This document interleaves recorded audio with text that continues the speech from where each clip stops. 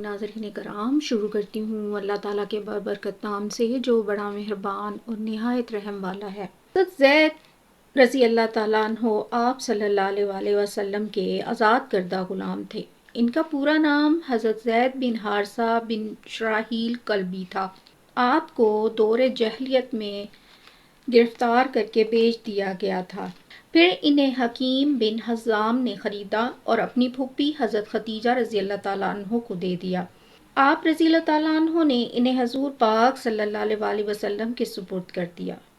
ان کے والد کو جب خبر ہوئی تو حضرت زید کے چچا کے ساتھ حضور صلی اللہ علیہ وآلہ وسلم کی خدمت میں آئے اور کہا کہ فدیہ لے کر انہیں آزاد کر دیں۔ آپ صلی اللہ علیہ وآلہ وسلم نے حضرت زید کو بلایا اور اختیار دیا کہ چاہیں تو والد کے ساتھ چلے جائیں یا چاہیں تو آپ صلی اللہ علیہ وآلہ وسلم کے ساتھ رہیں۔ حضرت زید نے آپ صلی اللہ علیہ وآلہ وسلم کے ساتھ رہنا پسند کیا۔ آپ صلی اللہ علیہ وآلہ وسلم نے اسی وقت اعلان کیا کہ زید آج سے میرا بیٹا ہے اور میرا وارث بھی۔ ان کے والد اور چچا نے دیکھا تو خوشی خوشی لوٹ گئے۔ یہ سارا واقعہ نبوت سے قبل کا تھا۔ بعد میں اللہ تعالیٰ کے حکم سے منہ بولے بیٹے کا رواج ختم کر دیا گیا۔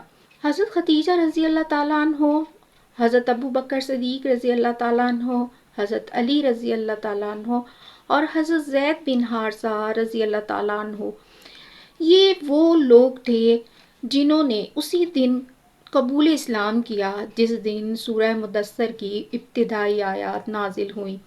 یہ سب سے پہلے ایمان لانے والے افراد تھے۔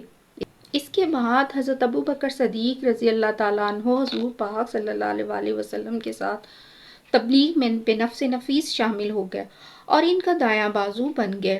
حضرت ابو بکر صدیق رضی اللہ تعالیٰ عنہ نہایت پاک دامن، شریف اور دریا دل تھے، نہایت معزز اور عرب کے واقعات سے سب سے زیادہ واقف تھے۔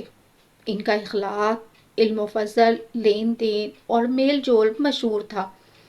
لوگوں سے میل جول کی وجہ سے آپ رضی اللہ تعالیٰ عنہ نے جس کو قابل بھروسہ جانا اسے دعوت اسلام دی۔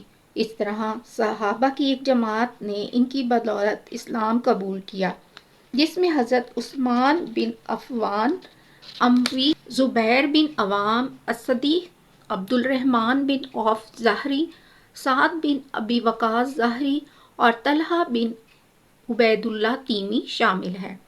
اس کے بعد قریش کے بیشتر لوگوں نے اسلام قبول کیا اور اس ابتدائی دور میں قریش کے علاوہ دوسرے قبائل سے بھی کچھ لوگوں نے اسلام قبول کیا۔ حضرت ام ایمن برقہ حبشیہ جو حضور صلی اللہ علیہ وآلہ وسلم کو بچپن میں گود کھلایا کرتی تھی، یہ آپ کے والد کی لونڈی تھی۔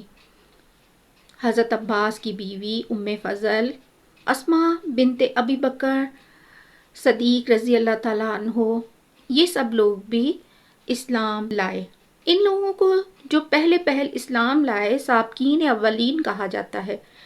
ان کی تعداد 130 تک تھی۔ اس میں کچھ ایسے صحابہ بھی شامل ہیں جو اسلام کی کھلم کھلا دعوت کے بعد اسلام لائے۔